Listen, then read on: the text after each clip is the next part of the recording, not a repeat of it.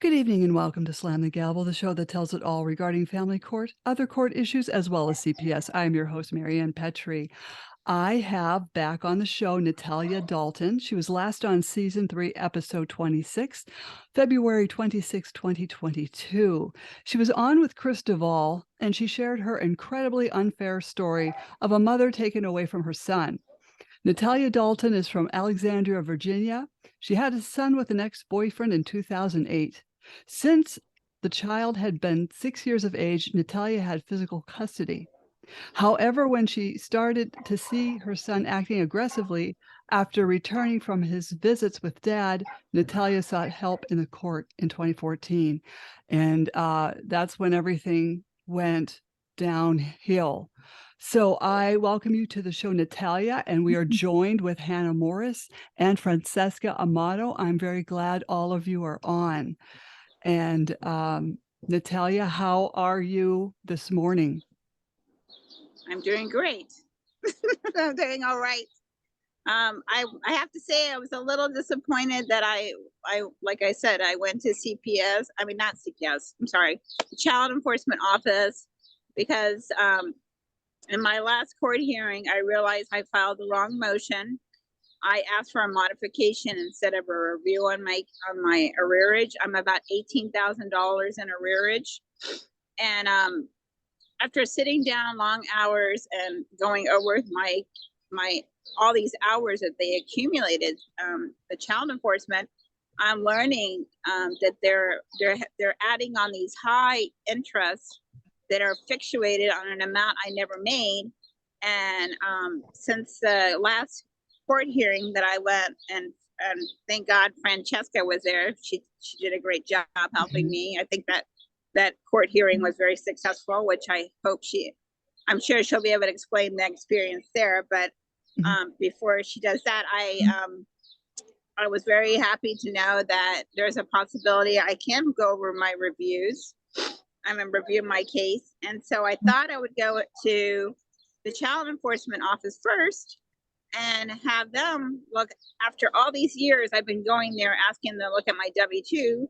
I heard I have a new caseworker, so I was hoping that this time, maybe she'll, this one will listen to me and look at my W-2s and actually fix the arrearage, the calculation that they made wrong from the beginning. I mean, I have all my evidence, I have all my documents in order. Now I need to, I need to find somebody. I'm sorry, Natalia. I was going to ask you, didn't the father make up a figure for you? Yes, he did. He actually went on August 15, 2015. He went and filed a case asking that I pay child support, which was kind of weird because back in Alexandria, nobody told me that there was a hearing where he terminated child support when he only had temporary custody. I only found out he did that by going through the JDR files one day about 2 years ago. And I happened to see this motion where he went to court without me being notified, and his lawyer and him were able to dismiss any child support that was from me. And at that time, the father only had temporary custody. He didn't get sole custody until 3 months later when we had to return back to court. But on a temporary order, he terminated child support so that he wouldn't have to pay me anymore. And I don't know how the court allowed that. I guess he went in there and told them that he got sole custody that same day. I don't know how that worked out for him, but he managed to get away with it. So the arrearage that the father actually owed me was put on my case. So now I'm paying whatever he owed me plus whatever fluctuated amount that he said I made. So yeah, and that's pretty much the issue, as well as he has your son, and he controls the visitations, he controls everything. This guy is controlling the courtroom. I don't know. I mean, Fran, yeah, what's even more sad is they never asked for any evidence. They said, well, the father said, the father showed us But Mhm. during that year when the father went and claimed that, I was on a 1099. There's no way in the world he would have known where I worked. I had to present all that evidence myself. Mhm. So Yeah, this is so unfortunate and so unfair, and this is happening across America, if not globally, and, Fran, I know, you've got some laryngitis going on, but what do you think? Well, I just took on her case, Natalia's case. What was it, Natalia? Maybe just a couple months ago. Mhm, And Hannah is well, she's actually a Virginia chapter leader, which works really well because Natalia being in Virginia, and even though what you call it, Hannah does national work with me. However, I was very excited to have to know that Hannah is in Virginia, which this way Natalia will have somebody close by because I am, I do travel out there, but I am in New York. So that's first of all. We did have a very successful hearing for the first time ever that mhm. Natalia's been suffering through the family court there in Virginia. I don't think you've ever been treated as good as the time we went in. I went in with you. yeah, that's true. And normally you've been treated horribly, like absolutely horribly.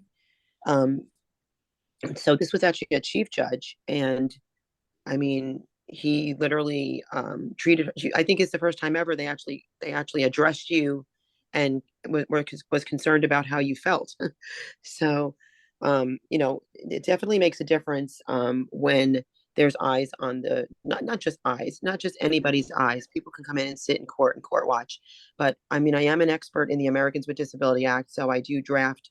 What attorneys do is they draft an appearance, a notice of appearance that they're attending. So what I do is I do a courtesy notice of appearance to the courts, and I put the federal codifications that mandate courts to adhere to invoked ADA rights. And now the um, DSM-5 has recognized that legal abuse syndrome is a real thing. It is post-traumatic stress disorder through the legal system. And I don't know. Actually, you'd probably be best to say it, Natalia, because you're the one that has suffered from these judges for many years in Virginia, especially the one female judge. um, would you say that this judge was on his A game? Would you say that he was literally, you know, doing the right thing during your court appearance?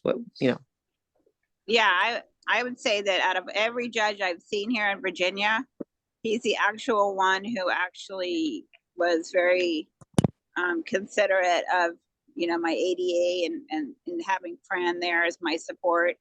He was actually really hard on the father, which was shocked to see, because whether I've gone into court, whether it's Fairfax or Alexandria, well, the most damage has been with Judge Lisa Kemler in Alexandria. But even when I've gone to this court, I've seen other judges. I don't know what it is, but it seems like the father is always he's always got the upper hand. And this judge actually kind of put him in his place, which was Mhm. shocking.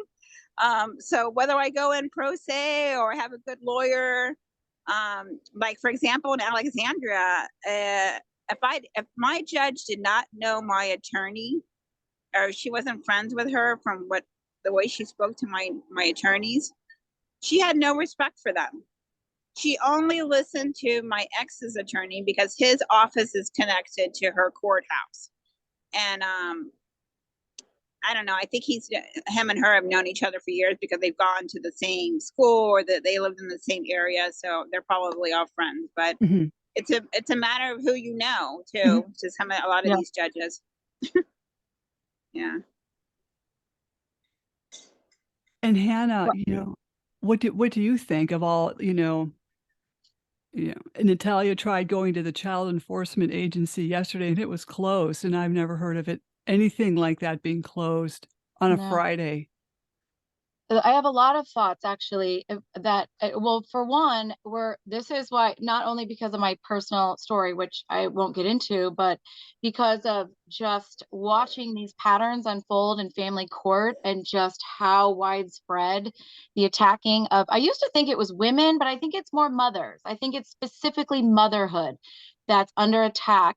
And quite frankly, the ADA at this point, especially for people like Natalia who are in these protracted cases, and they are just stuck on this wheel of insanity with the father kind of mobilizing things, the abusive father, I should say, that's the important distinction, but that's the pattern. The mother discloses about abuses, and suddenly you start feeling a tidal wave coming at you.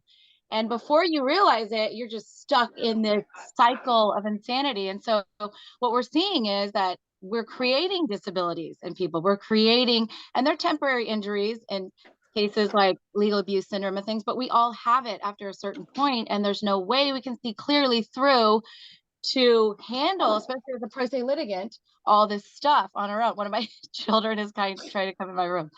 But we're seeing that when Francesca, this ADA advocacy gets invoked in these cases, we do start seeing a pivot away from some of the toxic patterns.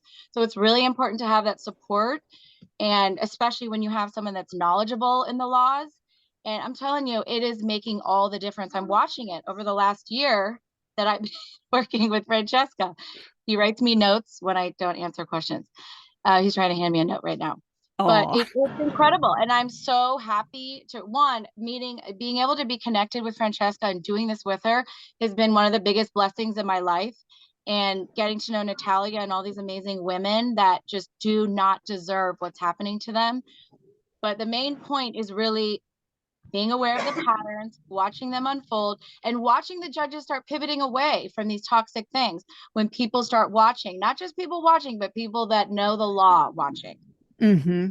You know, what do you think of Judge Lisa Kemler carrying on this charade that Natalia made a figure that she never made before? I see that a lot too. And I wasn't around when Finn, can you get out of this room? So sorry. That's all right. I made it. So do you see the note? No, that's my train of thought. I wasn't around for that. I went back and looked at and I watched the two of you on, Natalia on with you, and looked back at a lot of her lives and stuff. It's constant. It's just constant. They'll pull out all the same tools, maybe patterned out in a different way, but then they do they impugn your income at these wild levels, and then keep you again stuck in a toxic stew of bankruptcy, and they even use those things to keep you from your child, like in Natalia's case, losing her driver's license, all these things. They force you to be in a position that you cannot sustain, and then you cannot get out of it in order to be with your child, which should be the main focus. No one can say that this child is better off right now than he was before. Mm-hmm. That's not even remotely logical at all. So we're punishing the child while we're punishing Natalia. It's and so then, yeah, and then by not giving me access to go to his school or get the records, the father says she can't have it. He uses a supervised visitation order as like he puts it in the school, and the doctors and everything like, oh my God, if she's on supervised visitation, then no, we shouldn't give her any access to anything. And right. So therefore I can't find out if my son is still having behavioral challenges. So now he looks like the saint because I can't find out anything. Right. It's set up beforehand. And you get stuck on this wheel. But even with this guy, your narcissistic ex, he comes unglued a little bit when you bring in a Francesca, a situation like this. He gets a little undone because he's used to being in the driver's seat. And he's got this false sense of security in that. And of course, his focus is not on your son. It's on punishing you. And it's quite clear. He clearly became unglued. He became unglued in the court several times. He became unglued in he wanted to just continue to engage an email argument with Natalia, which I stopped her. I said, do not respond to him. Do not engage with him. That's narcissistic supply. And she did stop. And don't get in his wheel. Don't allow yourself to be inside his wheel. And in the court, he was put in his place by the judge, because I had a legal response to his opposition and that was it. It was over. So, as a matter of fact, I was really pleased because the judge asked me at the end of the entire hearing, Miss Amato, did I violate the ADA in any way? And I made, I kind of just was jovial about it. I said, no, you did a great job. Um, so Amazing. I really feel like it put Julio in his place completely because he did not get away with anything this for once. And, we have to continue now to forge forward. And, obviously Natalia needs to, the court made an error and she needs to file for that, the fact that the court made an error in implementing this amount of money on her. And then also fighting to get her child back into her care. This is absolutely diabolical. And I'm so tired of hearing that it's a fatherless home because it's not a fatherless home. Anything that has to do with family court, when fathers want full custody of children, that is my biggest red flag that they are indeed and in fact an abuser, period. There's no ifs, ands, or buts around that. And it's a motherless home that we have to be concerned about because I even have a video out that there's nothing worse than a motherless home. I'm not saying that fatherless homes are not important because they're extremely important. But the fathers that fight for children and fight for full custody from women who carried them in their womb for 9 months are abusers. There's no question in my mind. There's no question in my 15 years of background and what I've witnessed overall. And they are strategically trying to get the woman out of the children's lives, the mothers out of the children's lives, and destroy motherhood. Using his new wife to take my place to be Ethan's mother, and he has 2 more kids with that woman. Yeah. And she apparently is working like a dog, from what you're telling me. Yeah, he doesn't even work. She supports the whole family. Yeah, so he's got a workhorse on he doesn't have a wife, he has a workhorse. Well, he's an abuser. I mean, he shows all the signs to me. I see all the signs when I, just even hearing him. But remember, Mary, we were talking about that the last time. How does she put up with him? She should be walking away. It can't be easy. Can't be easy. Right. Well, if she walked away, I mean, he could pull the same thing in a courtroom that he's doing to you back onto her. If he has this much power. And I noticed, even like with my own situation, the ex controlled the courtroom. It was just unbelievable. I don't know how they're doing it. I don't know. Oh, I can answer that. It's very easy question to answer. Well, first of all, we've dismantled Julio's power, so he no longer has that power. But it's the Fathers' Rights Movement, fathersrights.gov, that is doing this, and they're only catering to abusive fathers. And there's a reason for that, because this is indeed the child trafficking industry. And so when you can place children with an abuser, and in the cases where the woman is the abuser, she will get the children. And then at that point, then CPS can ride in on their little dark evil horse and take children and place them into foster care because of the abuse, or just keep them in the abusive home because every time CPS comes and does one of their fake investigations, taxpayers are paying for that, federal funding is paying for that, and it's just an ongoing system of another court date. You have children till they're 18 or older if they're disabled. And so every time you enter into a court, there's money being handled all over the place between the bar member certified attorneys, and between all the people from what I call child predator services, and the whole conglomerate. So, and then children are sold into forced adoption, depending on, how the cases go. And these children should be in their biological bloodline families. So it's a very evil system. On that note, though, I want to say that I've had 2 judges recently, one in Virginia, the one with Natalia, and just recently one in North Carolina, that are following the ADA, are respectful of the ADA. Every judge in our country, wherever I court, observe and I invoke their rights, they have to have me in the court with them. They cannot deny that access. However, there are a handful, like Ulster County, New York, that are fighting tooth and nail. And part of the reason I have no voice is because I had to argue with a clerk for 2 days straight with something that I never have to argue with any other court, because she was denying one of my clients' ADA rights access to the court, saying I could observe, but I can't advocate. It's like, no matter who knows me knows Francesca Amato advocate. Like, it kind of it's become my name. It should be on my social security card now. Like, how do you even say something so ignorant? It's absolute ignorance. And it's a direct violation of the ADA. And they start at $75,000 per violation. They work their way up to $150,000 per violation. Okay, per violation. And courts are required to follow it. And the United States Department of Justice updated their website in July of 2022, clearly stating that courts must be in compliance with the ADA. And people like myself, which there's very few actual, expert ADA advocates, even within the Department of Justice, which is really sad because then they have no accountability. But with that, even part of the job title and in the laws, in the federal codifications, it clearly outlines that you are an intervener, you are an interpreter. You're not just there to look at the courtroom, to stare at the courtroom. So it's just, they're so behind, they're so archaic, not just the fact that they are illegal courts, they're not legal courts in the first place, but they're just archaic in their whole process. So, and then what they do is they destroy the lives of children and they destroy the lives of families. So I've always said nothing good comes out of family court. Absolutely nothing good comes out of family court. So. I agree with you. Yeah. So I wanted to ask Francesca a question.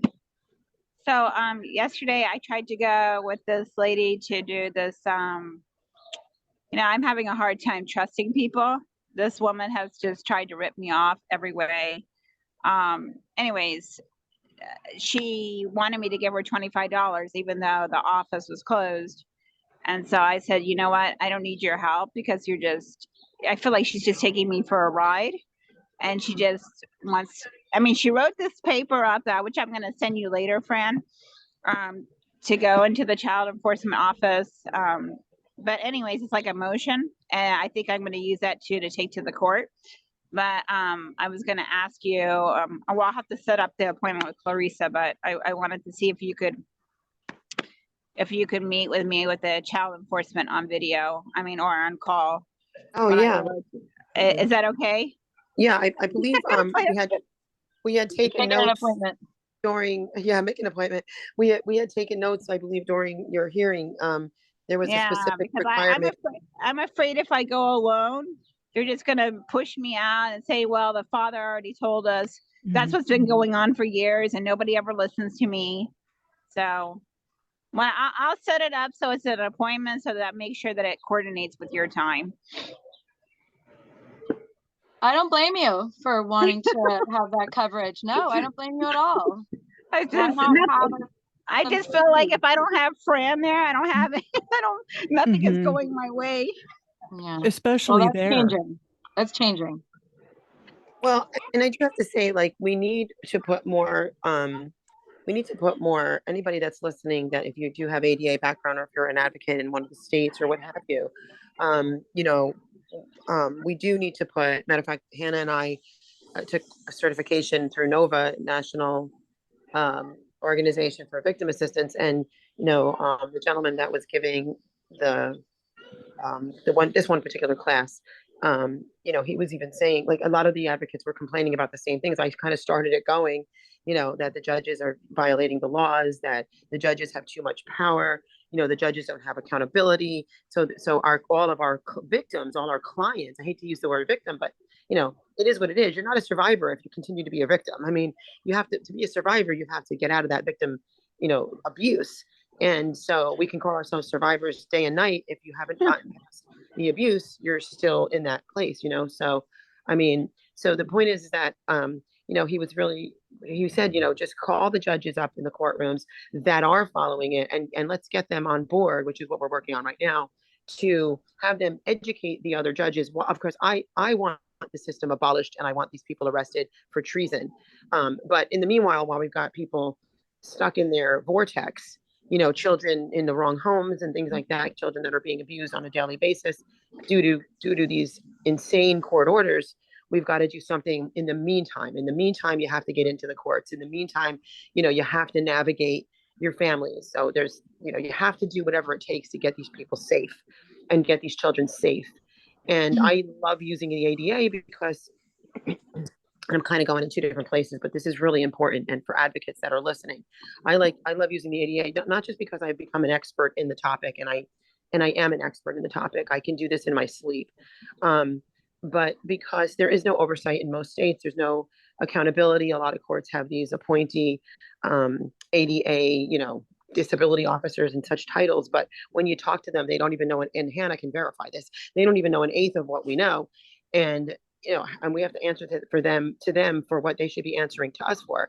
When you contact the Department of Justice, they are the venue to hold this stuff accountable. They are the venue to audit the courts, the Unified Court System. They are the venue to update the Unified Court System website, but not just so that we can read it, so that it can be implemented in everyday court appearances, okay, or anywhere. So any advocates that are listening, it really is important that you contact the Department of Justice, okay? Contact the Department of Justice. I file non-compliance complaints all the time.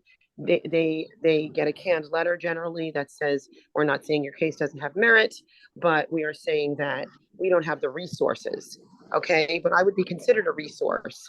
Vicki Gribben, who's a licensed master's degree social worker with a forensic and ADA, who was my mentor, she's a resource. And just keep saying to them, you can bring on these people, the people that do have expert background, to be our resources for the, you have to take them very seriously, Right. that it needs to be implemented in the courts, and not just implemented, but they need to be held accountable at the fine rate, which is $75,000 to $150,000. Did you know that courts could lose their federal funding, which we would love that, strip them of their federal funding if they don't follow the ADA? Okay, now think about it this way. Think about the long-term effects and abuses. What is that? Well, when you keep ripping families apart like this within our borders in America, right? When you keep doing that, what are you doing to the country? You are causing a mental health deterioration of our nation's families and children that are growing up. Okay, even children that we get returned, they have damage. There's damage, and now you're in the fight of your life, first getting them back, and then you're in the fight of your life getting them healthy mentally, and it affects them physiologically. It affects them physically. So then they marry the person, next door, and they may not have suffered family court damage, but now within that marriage, you've got situations that are occurring within that marriage that are unhealthy, because that adult child now went through family court abuse, CPS abuse, foster care abuse, adoption abuse. Just the mere fact of abuse, that you're not with your biological blood family that loved you, that's abuse. So this should be the number one, in my opinion, this should be the number one topic in our nation, because, and I don't really see anything else that is more important than this topic, because overall we would be having a better governmental system in the country if people had a healthier mindset, if people weren't being physically and emotionally abused. We would have a better school system, because people would be able to fight for their rights better without all of this. I mean, we would have less and less what they call juvenile delinquents, because children wouldn't be turning into them because the courts created them. Okay, these were children that would have had good, healthy lives. There's just so much involved in it. And these attorneys that fall asleep at the wheel because they don't follow the due process and they just bow down to the family court, they should be ashamed of themselves every day, and they shouldn't take on these cases. Or they should stand up against these judges and start reporting them. And then we would start seeing change. But this is the way you have solutions. You don't just say, oh my God, these are all the problems, and then that's it, and we're all just going to, be roll over and die. That's not how we solve things. You have to have solutions, and you have to implement them, and you have to fight any which way you can, whether it be sharing a video, sharing this interview today, sharing on Facebook media. It takes you a couple seconds to just send it to your friends list. There's things everybody can do to make these changes happen and not give up. That's the most important key, I think, with advocacy.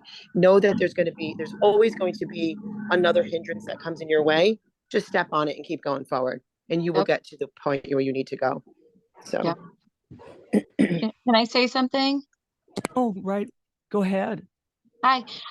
I just want to say too, for just super important to piggyback off what Francesca said, just for these women not to lose hope. It's so important not to despair and lose hope in these situations, but it's also very hard not to. So my heart is in families and special education and these things that connected me to Francesca, and all these things sort of blended together, my background and then connecting with Francesca. The whole thing just really beautifully came together, even though it's this horrible thing, toxic stew, like I said, of things that have converged, and they're just a cataclysmic impact on people. But I can also say that what I'm seeing, and I have a special needs child myself, either kids who already have special needs, their issues are exacerbated by experiencing family court. Not only that, I can't even think of a mother that I've talked to in the last year with Francesca whose child wasn't on an IEP. I literally can't think of one. And there's nothing wrong with that. My heart is in special education too, but we are creating injuries that are inhibitors to learning, inhibitors to social connections, that are traumatizing children to the point that they have these brain injuries because they've been ripped away from their primary attachments and disconnected from that person, sometimes completely, like in Natalia's case. And it is Yeah. the trickle effect is tremendous. Mhm. But the hope part is that can be healed. It's just unfortunate that the abusive people and the judges, who are also abusive in a lot of these cases, are willing to allow that, and actually they inflict that, and they're so stuck on these weird parameters of things and unfairness and attacking of mothers that tell the truth, and the guardians ad litem, the AFCs. These people they're really the worst offenders in these situations, and Oh, they yeah. come in, they take over and create these horrible exchanges between people, and they seem to thrive on it. So that's where my heart is, just directly where Francesca's is. We both Yeah. believe in God, and we know that God can turn this around, and we're seeing it. It's just going through the murk of it is really ugly as you're doing it. But like she said, you've got to keep pressing forward. That's why we're developing these community connections, the advocacy, these groups of people supporting each other, because you can't do it alone. You really can't. Yeah. And so in my case, and I think one of Fran's first shows with Michael Volpe, I had stressed this point that when Yeah. I first went to the court, my son's behavior, he had suicide tests done on him, threat assessments. He was hurting little girls. He had an IEP and everything. And the judge totally ignored all that. Judge Lisa Kemler, she ignored all that.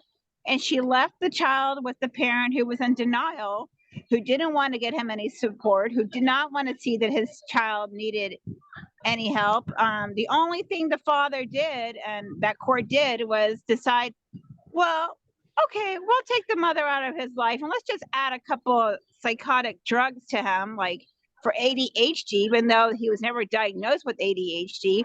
And even though I asked several times in the court, I want my son to have a full diagnostic evaluation to see if he needs these drugs. Nobody listened to me. I wasn't allowed to even talk about the medication, or I would be sentenced to jail for 5 days and fined. I couldn't interfere with the asking for alternative doctor for my son's medication. Nothing. They won't even tell me what pills he's on. I was starting to see all these side effects on him, and I went to jail for that because even the psychiatrist admit, if it weren't for Ms. Dalton admitting that the son had side effects, I wouldn't even have changed the medication. But they prefer to pop pills in my son's mouth instead of letting him get the help that he needs. Well, can I address that too, Natalia? Let's talk about that, because first of all, if the ADA was invoked head on, this wouldn't have gotten where it is. That's first. Second of all, the courts are causing these injuries to children because, and everybody's just being diagnosed with ADHD, ADD. It's like, here, just pop a pill, like you said, just drug them up, and they actually cause extensive liver damage and all kinds of other issues. Now, the real reason that the children are having these outbursts and anger and dysfunctionality is because they've been ripped apart.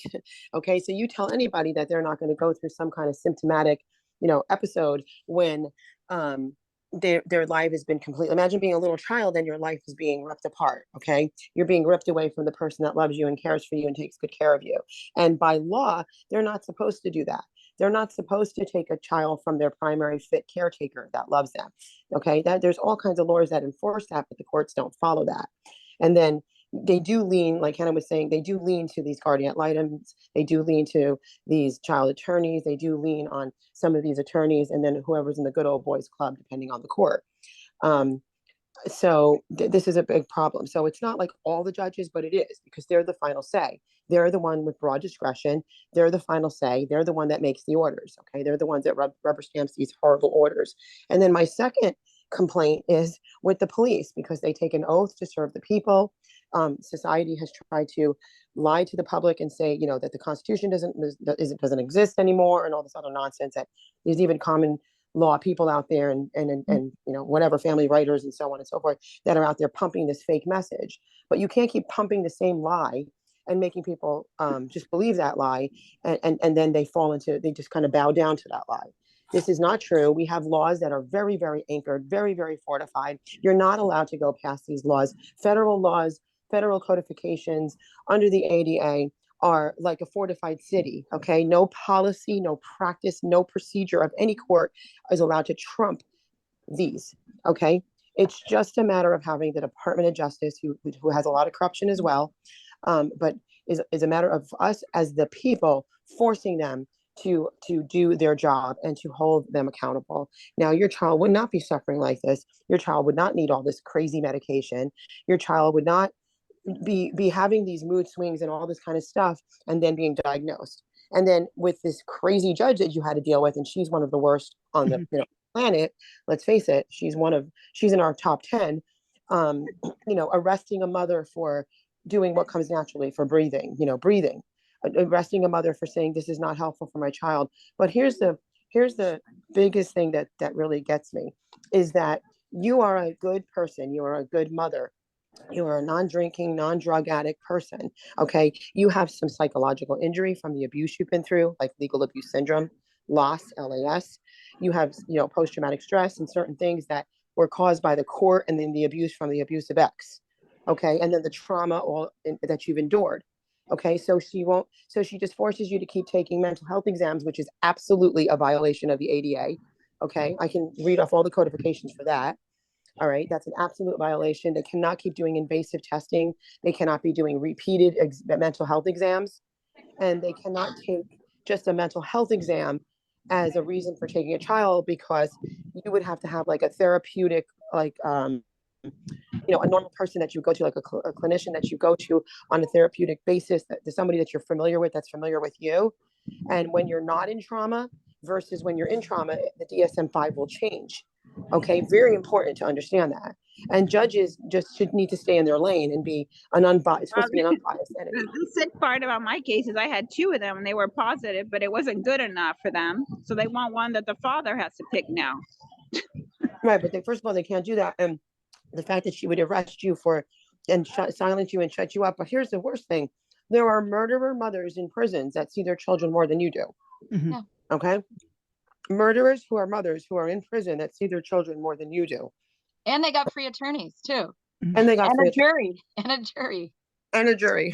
Yeah. Mm-hmm.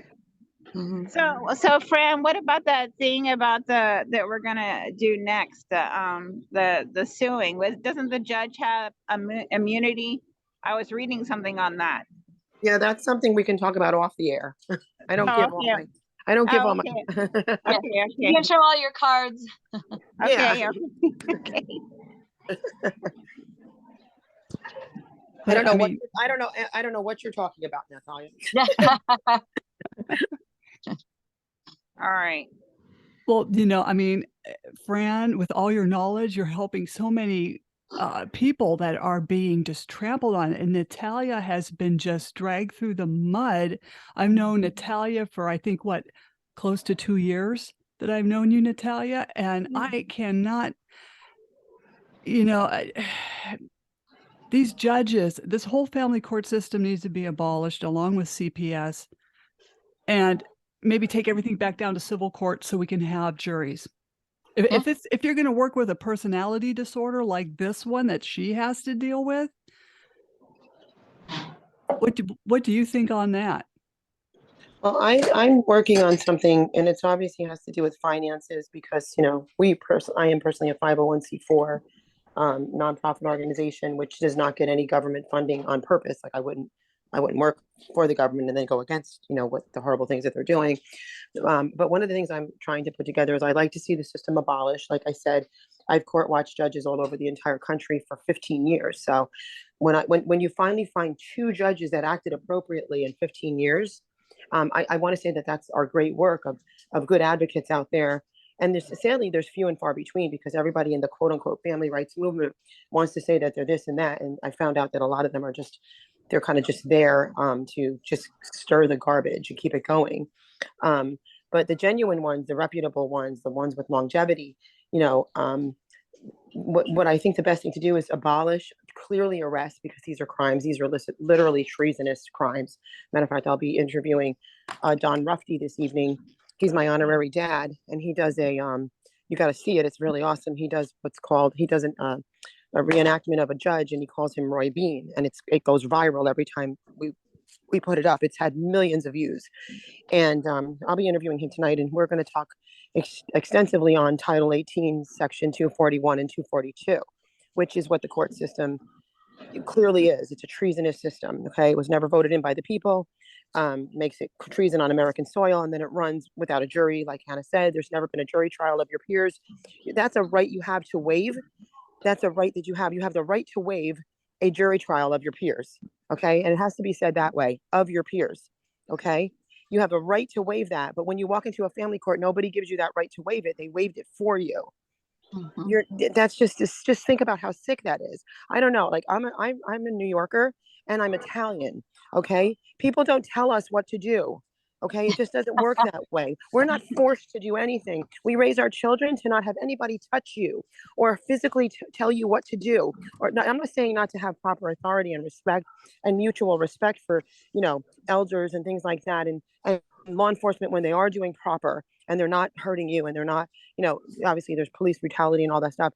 I'm talking about just your normal everyday rights. You have the right to breathe in and breathe out, and a judge can order you to stop breathing. Okay, you have the right to raise your children in the way that you see fit. Okay, and you have these rights, and no one tells you what to do and forces you to do things that are abnormal, that are completely opposite of the proper way to raise your children. Okay, and they're supposed to stay out of, and there's not supposed to be government interference. So I say that to say this, okay? They need to be abolished. They need to be arrested. They need to be held accountable. And there needs to be, even if 5 are accountable, to start showing the others that you either shape up or ship out. What I'd like to see is a holistic healing center, punished for protecting. I have a whole thing that I've worked on. I have a huge, I don't want to say like a manual, but I have a huge, like process that I put together in writing and so on. And I've also copywritten it. And what I'd like to do is, and I'd like to see these be implemented all over the country. And I'd like to see these buildings go up all over, but you can do virtual and physical, so people can choose their court, or it wouldn't even technically be a court, and have a healing center where you're learning therapeutic ways to handle the breakup of your family. If you're with an abuser, that any orders that would be made through an arbitrator of your choice after the families go through an entire therapeutic session with, let's say, proper ethical licensed social workers, because not all licensed social workers are bad people. A lot of them are excellent people. They have a heart for social reform.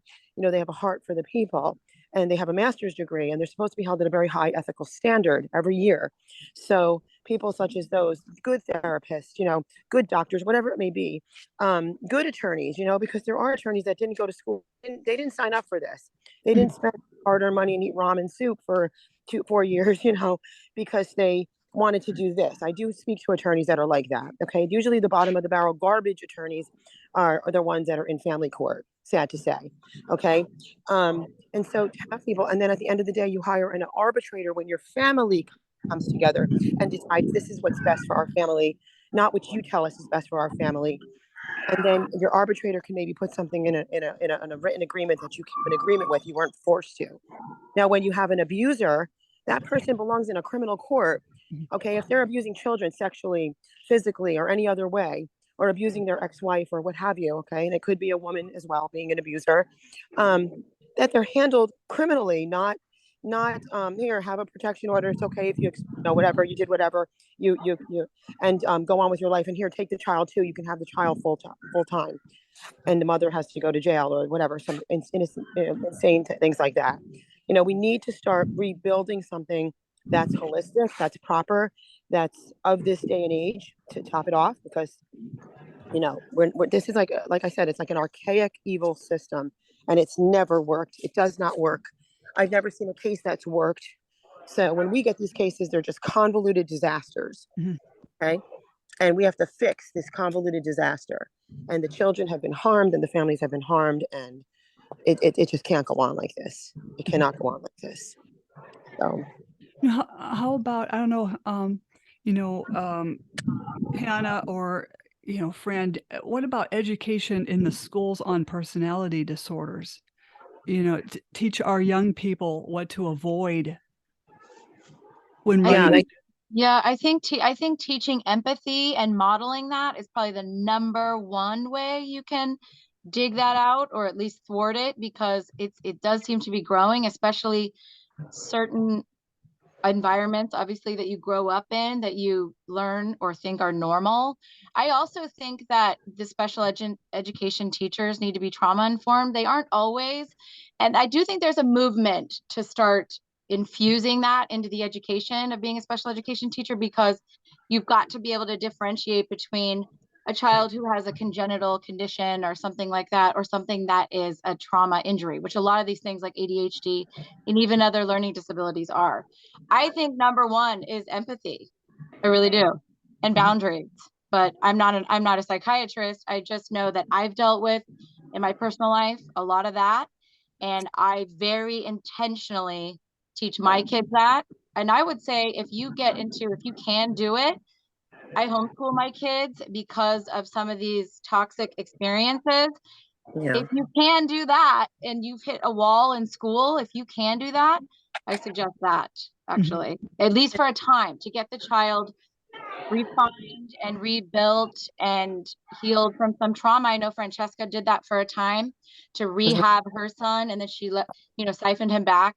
It's a lot of it's the empathy and just the safety of your home if there's been a tremendous amount of trauma. that's right. And I can say too, like, Hannah has a master's degree in education. Hannah also has a master's degree in, what is it, governmental and constitutional law, correct? Constitutional law and special education and elementary education. Yeah. So let me preface this by saying this, okay?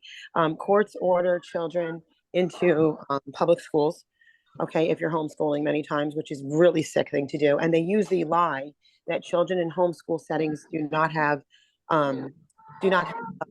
socialization. So I always like say to them, and don't get me wrong, there's always a bad case in anything. There's a bad situation in anything in life, right? But there's also good. Okay. So now there's been homeschool situations, obviously, and they'll make movies out of it. And of course they can't wait to glorify the bad thing that happened in somebody's homeschool life. They lived in the backwoods and they had no teeth, and they were raping their own children, and, all this crazy stuff. Okay. I'm not saying that doesn't exist. It exists everywhere. But the thing that, children that homeschool are not socialized. Okay. That is a lie from the pit of hell. Okay. That is absurd. And that would be like saying that your children, and I always say this, so do your children socialize in the summer when there's no school and their mouths drop and they look at you like, oh, wow, what an epiphany. Wow, I never thought of it that way. Because your children probably socialize more in the summer than they do anytime, during the year, right?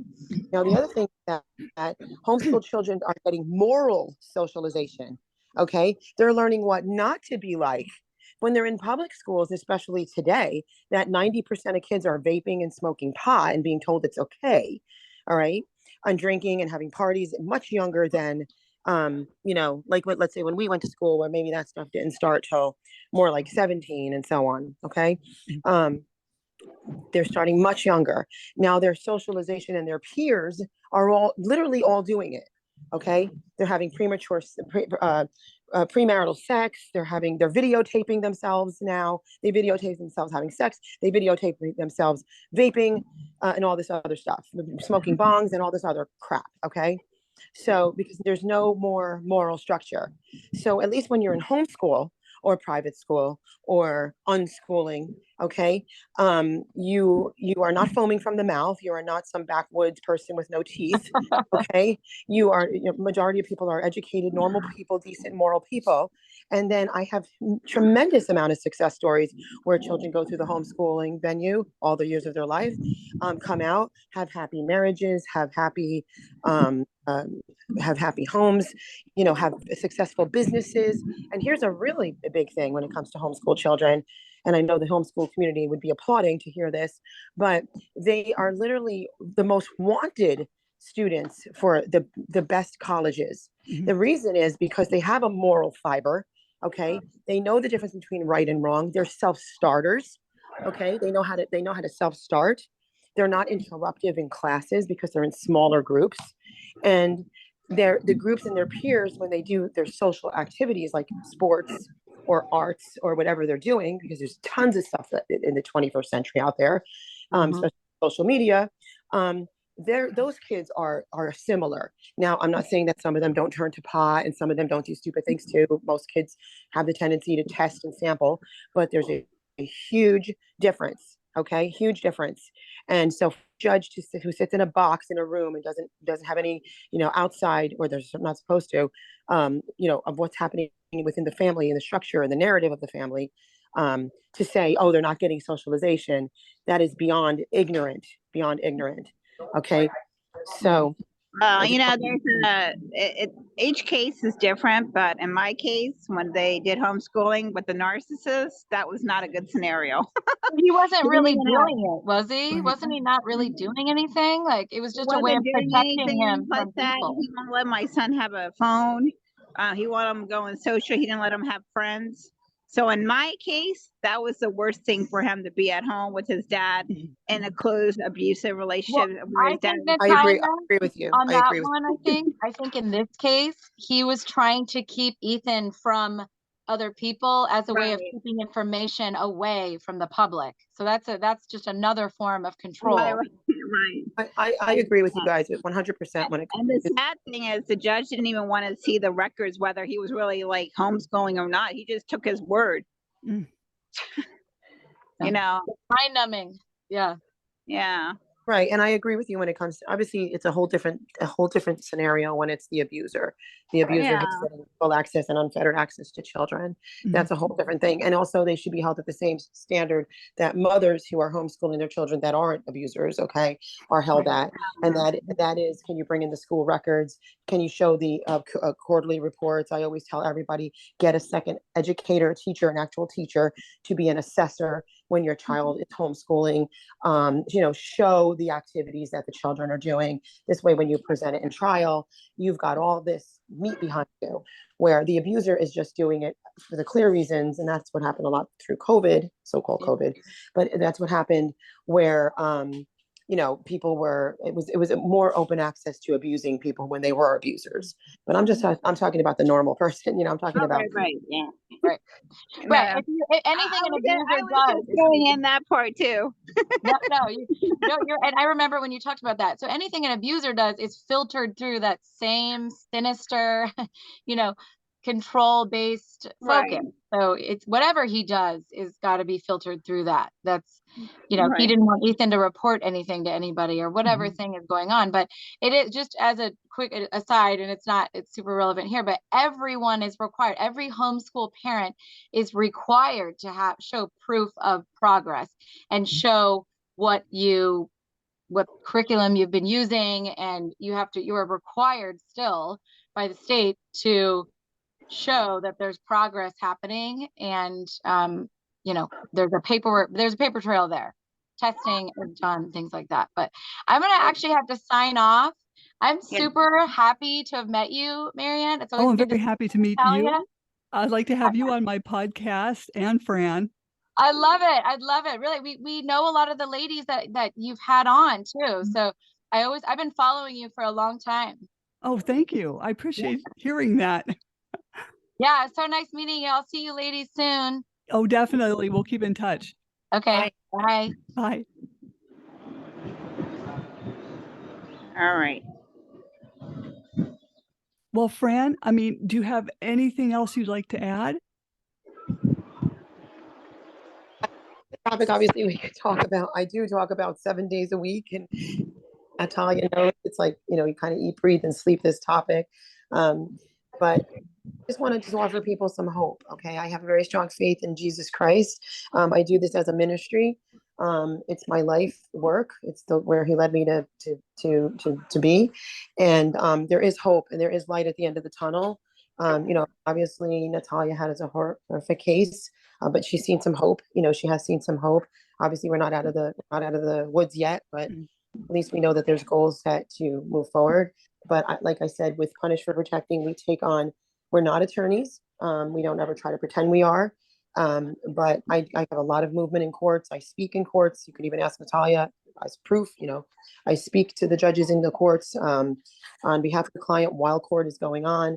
Any judge that would deny me that right or deny my client that right is in violation of the law. They don't comprehend the law, or they choose not to. It's not just attorneys who speak for their clients in court. Okay, that is a lie. I can get into that. That could be another whole hour segment. We can talk about that sometime. Definitely. Because that's a very important thing that people have been faked out for a long time. I don't just suggest that anybody does it. You have to do it properly. Things have to be done properly, but there is light at the end of the tunnel. And I just want to offer people hope. I know that there's people that are going to listen to this. I know there's people that will, have horrible cases. We do specialize in horrible cases, convoluted cases, like we say on the website. And we started. And do you see very like these hard cases that you deal with? Do you see some success or some changes after you're in the courtroom with the judges? I mean, I think you're living proof of that. You've seen success Yeah. after nothing but yes. I don't know. I don't know your other cases. Like maybe somebody's child went back with their parent. Maybe somebody you worked with a long time. 100% children have go home all the time. We've gotten more children home than most attorneys and law firms have, and they'll admit that. My own child was ripped away from me, and I've got my child. I literally had to go for the jugular of the judge. I don't stop at anything until these children are back where they're supposed to be. They're not easy. It's not like you're just going in one session, you're getting a child. A lot of the things that happens, I've stopped children from being taken from as they're born in hospitals. And I've got videos of it on YouTube, on our Punish for Protecting news channel, on Rumble, where children have been. You can watch lots and lots of videos where children even came on the show and spoke. I'm back with my mom. I'm back with my family. I'm back with my dad, if that's the case. So 100%, yeah. And the thing is that we also are making sure that there are things that are now they have people watching them. And now they have to be held at the proper gold standard. They have to be held at the proper, bar, if you will, where they cannot continue to do the abuse that they're doing to families. And, That's great. I think that was important to hear on the video too. I just wanted to add that. Hey, Fran, if anyone needs to reach you, how can you be reached? Okay, so there's a segment on my website, and the website's a good place to go because if you need encouragement, you can see exactly what Natalia was asking, families who've been returned, things like that. There's access to the YouTube channel. I don't know if Rumble is on there, but there's access to the YouTube channel, which would lead you to every other network that shows our stories. A lot of times we just tell, basically what we do is we tell raw and real stories. So I don't usually pre-record anything. It is as it is because people need to tell their stories as they are, not when some newscaster comes in and just kind of chops it up and puts their own spin on it. So that's one thing that we do that a lot of broadcasters don't do. But also on there's a section called Book a Talk, and it's a 1-hour consultation with me. However, you get immediately assigned an intake specialist, and we choose. Generally, what happens is the scheduler Clarice will choose one of the intake specialists that we have that kind of fits the story when they send in the consultation request. So she'll read that, and then she'll find out who kind of is better suited, because that person usually stays with you if you sign on, if you retain. So that's Book a Talk on Punished, the number 4, being a parent. And, there's a lot of really cool videos on there, a lot of educational information on that website, and different ways to watch the live broadcast as well. So we wear many, many hats, because I'm not just an ADA expert, but I'm a domestic violence and child abuse expert, which goes hand in hand. This goes hand in hand. So we wear many hats. We do the broadcasting, we tell the stories, we give people the voice back. And we want to expose as much as we can. Well, we have a hall of shame for the judges that we're actually working on now, because we're going to start putting up faces and names, things like that. We're going to have a hall of Cool. yeah, because most of them are dishonorables, or they cannot have the name honorable. Like how? Yeah. I'm gonna put my judge on there. Yeah, we might give her the front cover. She was Lorena Bobbitt's Yes, lawyer. I remember. Crazy. Oh my gosh. Yeah, it says a lot. So, they tend to. That's not proof that they like to pick the most abusive and worst person. But yeah, that's how they can do it. And then they get a full intake with the intake specialist. So we're very, very thorough. And we don't just take anybody. We decide who we're going to take. Because if I find out that somebody's shooting up heroin, I'm certainly not going to fight for them to get their children, things like that. But we do work with people who were in recovery, who have done really, really well and have shown longevity. And, of course, I'll work with people like that, because I want to see anybody healed from anything that's negatively impacting their lives and the lives of their children. But for the most part, I have one mother after the other, because there's no question that there's way more women that are suffering this than men. And I can say that with firsthand knowledge and experience, because I took an equal amount of men and women in the past. And those men, at least 85% of them proved themselves to be abusers. So now I'm pro mother, and I'm sorry for anybody that doesn't like that. And I've got multiple reasons why, but any dads that I have, they've been through the test, and they are good dads, and I will fight for them just as hard as I fight for anybody to get their children back into their lives. I knew a dad in New York, and I told him to reach out to you. Okay, sounds good to me. Yeah. Now, not to sound stupid, they just have to type in punished with the number 4, protecting. Yeah, they can type in punished for being a parent, and they go to the Book a Talk section for a consultation. And even though it says it's a 1-hour consultation, it's generally like a 2-hour consultation, because it's an intake and then it's the consult with me. And so I think we have a very good process that we use. So it's like a vetting process at the same time, preparing to see if this is a case we can take, and then moving forward from there. I think of all the advocates that I went through and ripped me off, I would say Francesca is the best. Her work, and I'm the best at ripping off. She really sticks to her words, and she's really helpful and there for you, and she goes above and beyond. I just wanted to add that. Well, yes, you've helped Natalia beautifully. Yeah, you don't know how highly I talk about you and Mary all the time. Thank you. Well, I don't want to keep you two all afternoon, but I'm so glad you both came on the show, and I will get you all an audio and video of this podcast for you to use, however. And so don't jump off. Okay. Slam the Gavel is a podcast to help the public understand what really goes on in these family courtrooms. I'm your host, Mary Ann Petrie, author of Dismantling Family Court Corruption, Why Taking the Kids Was Not Enough, and Cry Out for Justice, Poems of Truth. Please join us again here with Natalia and Francesca and Hannah in other interviews. I thank you so very much for your time, Francesca, and you too, Natalia. Thank you. Well, thank you so much for me on your program. I really enjoy your program, and I really appreciate you and all that you're doing. Oh. Thank you. Thank you. I appreciate it. All right. Well, you both have a great weekend. You too. Bye-bye. Thank you. Bye-bye. Take care. Bye. Bye.